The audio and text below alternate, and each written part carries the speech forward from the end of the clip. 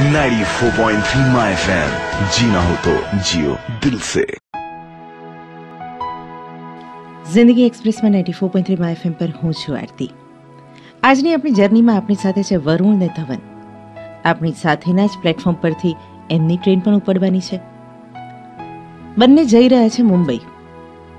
અરે ઓળખતા નથી એ બંને એકબીજાને, પણ હું ઓળખું છું ને. શતાબ્દીની ચેરકારમાં બુકિંગ છે અને કમ્પાર્ટમેન્ટમાં સૌથી પહેલા આવી ગયો છે વરુણ. ઉપ્સ, મેં વાર્તાનું નામ કહ્યું કે ભૂલી ગઈ? આવું જ થાય જ્યારે મારે ઉતાવળ હોય ને ત્યારે આવું હું ભૂલી જાઉં. આજની વાર્તા છે થેન્ક યુ યાર. હા, તો હું કહેતી હતી કે વરુણ પહેલો આવી ગયો છે ડબ્બામાં. આવતા આવતા સ્ટેશન પર કુલી સાથે અથડાઈને 2 ગાળ આપીને ને 4 સામી લઈને આવ્યો છે. કમ્પાર્ટમેન્ટમાં આવીને પોતાની સીટની ઉપર સામાન મૂકવાની જગ્યા નથી એટલે ઘાંટાઘાંટ કરી મૂકી છે એણે. સામે જગ્યા હોવા છતાં પોતાના માથા પર જ પોતાની બેગ હોવી જોઈએ એવા દુરાગ્રહ સાથે પેસેન્જર્સનો સામાન ખસેડાવડાવીને બેઠો છે. ટ્રેનનું એસી બરાબર ચાલતું નથી એવા મોટેથી ઉદ્ગાર કાઢીને લોકોને પોતાની વાત જણાવી રહ્યો છે.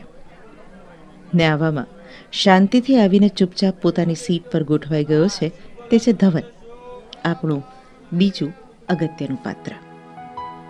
જિંદગી એક્સપ્રેસમાં 94.3 માય એફએમ પર તમે છો આરતી સાથે ને હું કહી રહી છું વાર્તા વરુણ અને ધવનની થેન્ક યુ યાર. Stay tune. થેન્ક યુ યાર વાર્તા હું આરતી કહી રહી છું 94.3 માય એફએમ પર જિંદગી એક્સપ્રેસમાં. ધવન પ્રમાણમાં મોડો પહોંચ્યો છે સ્ટેશન પર. કારણ એ કે રસ્તામાં જ કારમાં કંઈ પ્રોબ્લેમ થયેલો. ડ્રાઈવરને ત્યાં જ રોકી પોતે રિક્ષામાં બેસીને આવી ગયો સ્ટેશન પર. સીટમાં ગોઠવાઈને હવે ફોન કરી રહ્યો છે એના ડ્રાઈવરને. કારમાં શું પ્રોબ્લેમ હતો? પછી ગેરેજ પર ફોન કરી લીધો ને? ઠીક છે, ઓકે. આટલું કહીને ધવને ફોન મૂક્યો. એક ધક્કા સાથે ટ્રેન શરૂ થઈ અને વરુણે બાજુમાં બેઠેલા ધવનને જોયો. કારમાં પ્રોબ્લેમ થયો છતાંય શાંતિથી વાત કરતો આ માણસ કોણ હતો એવું જોવું હતું ખાસ એને. ધવન હવે શાંતિથી સાથે રહેલું છાપું વાંચતો હતો. વરુણ આસપાસ જોઈ રહ્યો. થોડી વાર મોબાઈલમાં ટેમ્પલ રન રમ્યો, પછી કંટાળ્યો, થોડું ઊંઘ્યો, પાછો કંટાળ્યો. વચ્ચે શતાબ્દીમાં સર્વ થતું ખાવાનું ખાતો રહ્યો ને એના વિશે પણ કકળાટ કરતો રહ્યો. ધવને ફક્ત સૂપ પીધો અને 2 વાર ચા. બાકીનો સમય એ કાં તો વાંચતો રહ્યો અથવા લેપટોપ પર કામ કરતો રહ્યો. નેટવર્ક સિગ્નલ્સ મળ્યા બાદ વરુણનો મોબાઈલ વાગ્યો. માલ આજે ડિલિવર નથી થઈ શક્યો એમ સામેથી સંદેશો મળ્યો ને વરુણનું છટક્યું. એના મેનેજરને તો ખખડાવ્યો છે. મજબૂરી નહીં હોય તો એ મેનેજર અત્યારે નોકરી છોડી જ દેશે એવી રીતે. સામેની પાર્ટી જોડે પણ ઝઘડીને સંબંધ પૂરો કરી નાખ્યો એણે. ને આ દરમિયાન ધવન બાજુમાં ચૂપચાપ બેસી રહ્યો. બેસી જ રહે ને, ક્યાં ઓળખે છે. થેન્ક યુ યાર વાર્તા હું આરતી કહી રહી છું 94.3 માય એફએમ પર જિંદગી એક્સપ્રેસમાં. ધવન પણ ફોન પર વાત નહોતો કરતો એવું નહોતું. એના ફોનનો મારો પણ ચાલુ જ હતો. બિલ્ડર હશે એમ લાગ્યું વરુણને. એની સાઈડ પર રેતી નહોતી પહોંચી અને મજૂરો માલ સામાન વગર બેસી રહેલા. ધવને વાત કરતા સમજાવ્યા વધારે. જુઓ શાંતિ કાકા, તમે માલ ન મોકલાવી શકો તો કંઈ વાંધો નહીં. હા, આમાં શું છે, હું શહેરની બહાર છું, નહીં તો વ્યવસ્થા થઈ જાત. હવે તમે જ કહો. હા, બરાબર છે, કાલે સવારે પાકું હો, પછી ચા ને ફાફડા સાથે ખાઈશું. હા. વરુણને સમજાતું નહોતું આવી રીતે વાત કરો તો કામ થાય શી રીતે. આવા લોકોને તો ખખડાવા જ પડે. પણ વરુણને નવાઈ ત્યારે લાગી જ્યારે અડધા કલાક પછી એક શ્યામજી કાકાનો ફોન સામેથી ધવન પર આવ્યો અને રેતી પહોંચી રહી છે એવા સમાચાર આપ્યા. વરુણને અહીં આ ટ્રેનમાં બેઠા બેઠા બાજુમાં બેઠેલા સહપ્રવાસીમાં રસ પડી રહ્યો હતો. કુલ અને કામ, પોતાનાથી સાવ વિરુદ્ધ ટેમ્પરામેન્ટ ધરાવતો લગભગ પોતાની ઉંમરનો આ યુવાન કેટલી શાંતિથી હેન્ડલ કરે છે વાતને. વરુણને વિચાર આવ્યો, પોતાનું તો મગજ જ છટકી જાય એવું કંઈ થાય તો. અરે આવું કંઈ ન થાય તો પણ મગજ તો છટકી જ જાય. વરુણ વિચારતો રહ્યો પોતાના આજના દિવસ વિશે. અને એ કેવો ગયો એ જાણવું જરૂરી છે. થેન્ક યુ યાર વાર્તા હું આરતી કહી રહી છું 94.3 માય એફએમ પર જિંદગી એક્સપ્રેસમાં. સવારમાં મમ્મી જોડે ઠહેરી ગયેલી વરુણને. ચા ઠંડી થઈ ગયેલી એમાં. મમ્મી ઊભી થઈને ચા ગરમ કરવા ગઈ એટલે થોડી વાર થઈ. પપ્પાએ નારાજગીથી વરુણને ટોક્યો એટલે વરુણ પપ્પા સાથે પણ ઝઘડ્યો. અલ્ટિમેટલી ચા નાસ્તો કર્યા વિના ઘરેથી નીકળી ગયો વરુણ. કપડાની બેગ પણ ઓફિસે મંગાવી લીધેલી. બીનાનો ફોન આવ્યો. એ બિચારી કંઈ હોંશથી લગ્નની વાત કરતી હતી. એને તોડી પાડી. અત્યારે આપણા લગ્નની શું પંચાત લઈને બેઠી છે એમ કહીને. બીના બિચારી ઓછપાઈ ગઈને ફોન મૂકી દીધો હતો. પણ એને ખોટું લાગ્યું હશે એવો તો વિચાર પણ નહોતો આવ્યો વરુણને. હકીકતમાં તો બાળપણથી જ એવો વિચાર નહોતો આવતો. એકનો એક દીકરો લાડકોડમાં ઉછરેલો, મમ્મીને નાનપણમાં ગુસ્સે થઈને જેમ તેમ બોલતો તોય દાદીનું પ્રોટેક્શન મળી રહેતું. ખ્યાલ જ ના આવ્યો. મમ્મીની આંખની ઉદાસી જોઈને કે પછી એનું ઉતરી ગયેલું મોં જોઈને કે કંઈ ખોટું થઈ રહ્યું છે એવો ખ્યાલ જ ના આવ્યો. બસ મનમાં આવે એમ વર્તો રહ્યો દરેક સાથે. પોતાનું ધાર્યું ન થાય એટલે ઝઘડતો રહ્યો. પપ્પાનો જૂનો બિઝનેસ એટલે કોઈ વિરોધ નહોતું કરતું આમ તો. પણ આજે પહેલી વાર વરુણને એવો વિચાર આવ્યો કે એ લોકો મારા માટે શું ધારતા હશે. 94.3 FM પર જિંદગી એક્સપ્રેસમાં હું આરતી કહી રહી છું વરુણ અને ધવનની વાત. થેન્ક યુ યાર. ધવનની મોબાઈલની રીંગે વરુણના વિચારોમાં ખલેલ પાડી. ધવનના ચહેરા પર હાસ્ય ફરી વળ્યું. એણે ફોન ઉપાડીને મમ્મી સાથે વાત કરવા માંડી.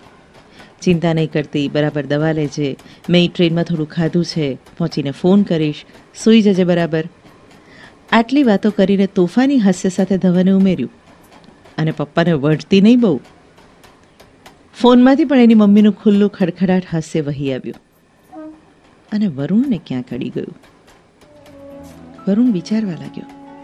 આ રીતે એણે તો એની મમ્મી સાથે ક્યારેય વાત જ નથી કરી, પાસે બેસીને હસીને.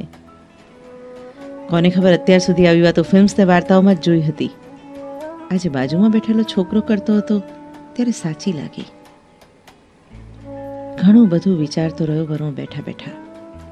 અને આમે મુસાફરીમાં જ તમે જાત સાથે એકલા પડી શકો છો, તમારી વિશે વિચારી શકો છો. વરુણ જોઈ રહ્યો હતો. ધવનને પણ ઓછા પ્રોબ્લેમ્સ નહોતા સાંભળવા પડ્યા ફોન પર. ક્યાંક લીકેજ પ્રોબ્લેમ હતો, ક્યાંક ઇલેક્ટ્રિશિયન પોઈન્ટ લેવાનું ભૂલી ગયો હતો, ક્યાંક વોલ પેઇન્ટનો શેડ ડિફર થતો હતો. ફોન પર તો કેટલીક વાતો લેપટોપ પર એણે સોલ્વ કરી નાખી. અને એક પણ વાર ધવને ધીરજ ન ગુમાવી. વિચિત્ર કહેવાય, વરુણે વિચાર્યું. જિંદગી એક્સપ્રેસમાં 94.3 FM પર હું આરતી વાર્તા કહી રહી છું. થેન્ક યુ યાર. વરુણને આ સ્વભાવને કારણે પોતાના જીવનમાં તકલીફ નહોતી પડતી એવું નહોતું. ઘણીવાર તો પોતે અકળાઈ જતો પોતાના સ્વભાવથી. પણ 2 ક્ષણ પૂરતું જ. પાછો એનો મૂળ સ્વભાવ સપાટી પર તરી આવતો. એ જ 4 રસ્તે ટ્રાફિકમાં ફસાઈને જોર જોરથી હોર્ન મારવા, પ્યુનને પાણી લાવતા વાર થાય તો બધાની વચ્ચે 2 કોડીનો કરી નાખવો, સ્ટાફ મેમ્બર્સનું અપમાન કરી નાખવું, રસોઈમાં નાની નાની વાતોમાં કચકચ કરવી. કેટલા સંબંધ તૂટી ગયા હતા, મિત્રો દૂર થઈ ગયા હતા. મળતા તોય મન વગરનું. એકલા પડી જવાતું એવું ઘણીવાર લાગતું વરુણને. પણ એ વખતે પોતાનો સ્વભાવ કારણભૂત હશે એવો વિચાર નહોતો આવતો. એ વખતે તો સામેવાળાનો જ વાંક કાઢતો હતો વરુણ. પણ આજે લાગતું હતું કે કદાચ આ રીતે વર્તાય તો વાત બની શકે. વરુણ જેમ જેમ વિચારતો ગયો વધુ ને વધુ સમજતો ગયો વાતને. સ્વભાવનો ભેદ પારખતો ગયો. અત્યાર સુધી કંઈ બોલતો તો લોકો સ્વીકારી લેતા. એ વખતે તો પોતાની સત્તા અને સ્ટેટસને કારણે લોકો વિરોધ નહોતા કરતા એમ લાગતું. પણ આજે કેમ પહેલીવાર એવું લાગતું હતું કે લોકો પોતાની સાથે દલીલમાં ઉતરવા નહોતા માંગતા, પોતાનાથી દૂર રહેવા ઈચ્છતા હતા. થેન્ક યુ યાર વાર્તા હું આરતી કરી છું 94.3 FM પર જિંદગી એક્સપ્રેસમાં. એ દિવસ યાદ આવી ગયો વરુણને જ્યારે બધા ફ્રેન્ડ્સ પિકનિક પર જવાનો પ્લાન બનાવતા હતા. વરુણને ફાવે એમ નહોતું. દોસ્તોએ સહજતાથી સ્વીકારી લીધેલું, નહીં આવે તો ચાલશે. પણ પ્રણવ નહોતો આવવાનો એટલે દોસ્તોએ પિકનિક કેન્સલ કરી નાખેલી. એ વાત આજે કેમ જુદી રીતે સમજાઈ રહી હતી વરુણને. રેસ્ટોરન્ટમાં જમવા જતા બધા એને વારતા, જો યાર કકળાટ ના કરીશ. એ વખતે ગૌરવ લાગતું ને આજે કેમ એમ લાગી રહ્યું હતું કે એ લોકો કટાક્ષમાં કહેતા હશે. ઓ ગોડ. જેમ જેમ વિચારતો ગયો વરુણ એમ વધુ ને વધુ સમજતો ગયો પોતાની જાતને, ને વધુને વધુ ઇમ્પ્રેસ થતો રહ્યો બાજુમાં બેઠેલા ધવનથી. ધવન હજુ પણ નિરાંતે વાતો કરી રહ્યો હતો ફોન પર ઘણા બધા સાથે. કોઈને બોમ્બે સેન્ટ્રલ લેવા આવવાની ના પાડતો હતો, તો કોઈને ઘેર જવાના આગ્રહને પ્રેમપૂર્વક ટાળતો હતો.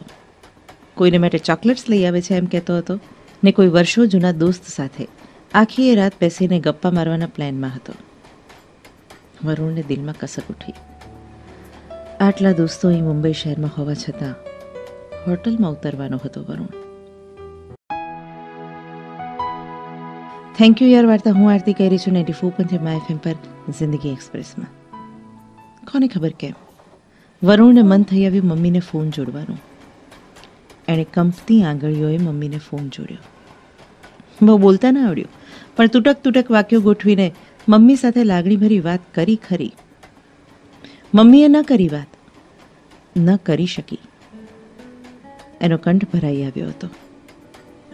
બીના સાથે પણ એવું જ થયું. એટલી ખુશ થઈ ગઈ કે ઘરમાં કૂદતા એણે વરુણ સાથે વાત કરી. વરુણના સદાય તંગને તણાયેલા રહેતા ચહેરા પર હાસ્ય ફરક્યું. સારું લાગતું હતું એને પણ. મુંબઈ આવી ચૂક્યું હતું. બોરીવલી પર ટ્રેન ખાલી થઈ ચૂકેલી ઘણી ખરી, ને બોમ્બે સેન્ટ્રલ આવવાની તૈયારીમાં હતું. બધાએ પોતાના લગેજ સાથે બારણા પર તૈયાર હતા, ને વરુણના પગે આંટીનો સામાન અથડાયો તોય ગુસ્સે થવાના બદલે હેલ્પ કરીને પ્લેટફોર્મ પર સામાન ઉતરાવડાવ્યો. ભીડમાં અથડાવા છતાં બૂમ ન પાડી. પ્લેટફોર્મ પર ઉતરીને દરેક પોતપોતાની દિશામાં ચાલવા લાગ્યા. વરુણે જોયું તો ધવન આગળ જઈ રહ્યો હતો. વરુણ લગભગ દોડીને ધવન પાસે પહોંચ્યો, પોતાનો હાથ લંબાવ્યો ને ધવનનો હાથ હાથમાં લઈને પૂરી સચ્ચાઈથી કહ્યું, થેન્ક યુ યાર. આ હતી આજની વાર્તા. ફેસબુક પર જિંદગી એક્સપ્રેસના પેજ પર મને ચોક્કસ લખજો કે તમને વાર્તા કેવી લાગી. હું તમારી કમેન્ટ્સ વાંચું છું, એ કમેન્ટ્સના જવાબ પણ આપું છું. સો keep listening and keep writing. 94.3 my FM પર જિંદગી એક્સપ્રેસમાં હું છું આરતી. જીઓ દિલ સે.